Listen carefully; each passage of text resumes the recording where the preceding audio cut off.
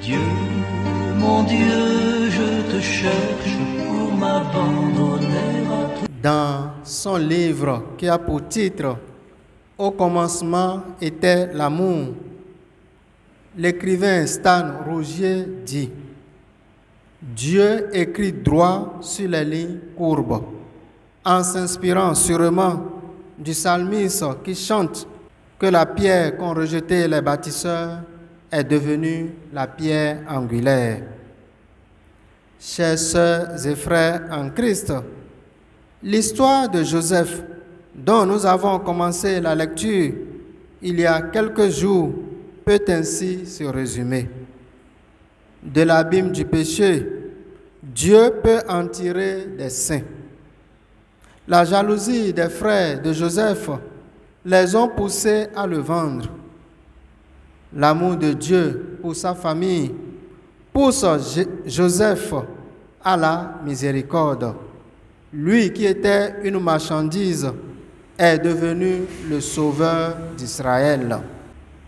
Jésus plus tard sera aussi crucifié à cause de la jalousie, mais nous sauvera par amour. Aimer, c'est sacrifier ce qu'il a de profond en nous pour extraire en l'aimer ce qu'il y a de bon enfoui en lui. On ne peut pas aimer et fuir. On ne peut pas aimer sans faire de sacrifice.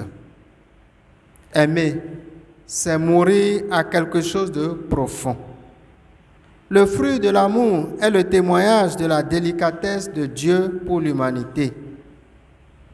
La vie de témoignage est ainsi signe de notre engagement à faire le bien, expression de notre responsabilité dans la suite du Christ. Le témoignage de vie conduit à une transformation du cœur, transformation de la création, à commencer par l'esprit de l'homme. Il s'agit alors d'une mutation profonde à la réconciliation avec ses frères et sœurs, à se remodeler. Dans la première lecture, comme dans la page de l'Évangile, nous constatons que l'amour se manifeste à travers la rencontre. Jacob se déplace avec toute sa famille pour aller à la rencontre de Joseph. Joseph se précipite pour rencontrer Jacob et les membres de sa famille. Dans la page de l'Évangile, Jésus envoie les disciples à la rencontre de ses fidèles. Ces derniers viendront aussi à la rencontre des apôtres en accueillant leurs paroles. Ce midi, nous avons été convoqués par Jésus et sommes venus à sa rencontre. L'amour appelle un déplacement, un mouvement. Et Saint Camille de l'Hélice, dont nous faisons mémoire aujourd'hui, a aussi expérimenté cette rencontre en se donnant tout entier à la cause des malades, surtout de ceux qui souffraient de la peste.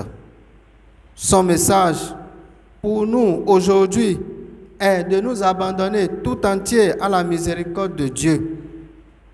Aujourd'hui, la famille camillienne est en fête parce que leur fondateur a manifesté l'amour de Dieu qui l'animait.